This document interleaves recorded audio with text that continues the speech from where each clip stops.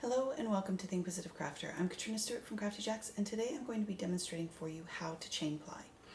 If you've never chain plied before, it is a great tool for keeping your colors consistent in a braid. This is the technique that I use when I'm creating gradients or when I want to create stripes in a project. It is also a great color management tool if you are spinning a braid with white. So when you spin a braid with white, the white will soften all of the dyed colors. So if you have really bright colors in a braid that has white in it, those bright colors are going to be softened.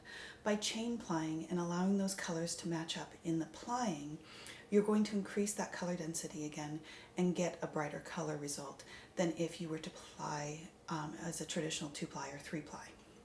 So a chain plied yarn will create a 3-ply yarn, and a couple of things to keep in mind when you're spinning. You're going to be plying in the opposite direction just as normal. If you're having struggles with your hands, stop your feet. And the reason I say that is if your feet keep going, you're just building up twist, and it's really hard sometimes to figure out the hand movements. And so if you stop your feet, you're not building up unnecessary twist and over plying your yarn. So I have a bobbin here that I've let rest for about a week. You don't have to let it rest that long, but the more time that you give your bobbin to rest, the easier the chain plying will be.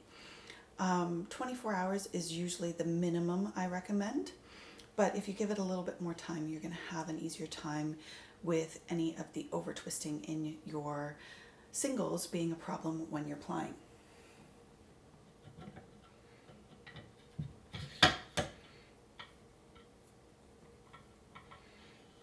Now the first thing that you're going to do is attach your yarn to your leader. Now all of my leaders have a loop in them, which makes chain plying much easier.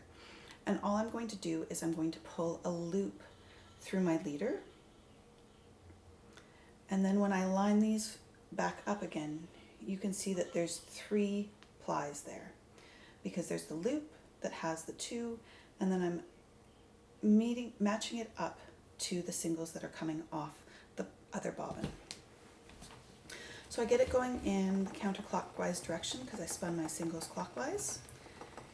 And then as I get close to the end of my loop, I like to hold it open with the finger on my left hand, and you can do this in the reverse. I pull another loop through, and I'm just looking at the color to make sure that the color that I'm matching it up with is going to remain the same. And as you get more comfortable, you can pull those loops through as you're spinning rather than stopping. But you're basically pulling a loop through. And so if you have something like this happen, just pull it tight. Now, some people will ask, well, what about the little loop creating a problem in your knitting? I have never found that I see those little loops once I've finished my yarn. So it's like they relax a little bit once you finish your yarn, and then you don't have that being a problem there. So right here, I'm seeing that I'm not got my colors quite matched up, so I can just pull that loop shorter to match those colors up better.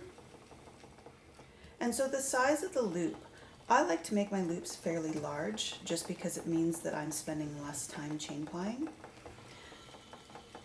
But you can make smaller loops if you need to have the colors match up better. Whatever the case may be, those loops can be whatever size you need them to be for your purposes. And sometimes having the colors not quite match up in between will give you sort of a transition, so it's not a real stark one color to the next. And at any time that you feel that you need to, you can stop your feet. You can adjust where your yarn is sitting on your bobbin, and then you can start again. It's really important that these plies also line up in your hand as you're spinning. So you want to make sure that you're not bringing the loop off to the side or something like that so that it's wrapping around the other ply. You want them to come in together evenly. And anytime you can always stop your hands or stop your feet to let your hands catch up. The one thing about chain plying that you need to remember So when you're plying a traditional 2-ply or 3-ply, it's really easy to run your yarn back through your bobbin again, or back through your wheel again, and adjust how much twist there is. With chain plying, it's not as easy. Sort of once you get this set, it's set. It's not an easy ply that you can run back through the wheel and take a little bit of extra twist out. So it's really important to try and be conscious of how much twist you're putting into your plying as you're going, so that you don't have an over plied yarn. Now, the first few times that I did a chain plied yarn, I absolutely had way too much twist in it, and it took a while to get to the point where I could manage the singles and my feet at the same time, so that I could continue spinning throughout the whole process and not create an over twisted yarn.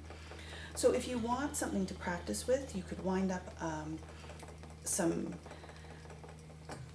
cheap yarn and practice just plying that.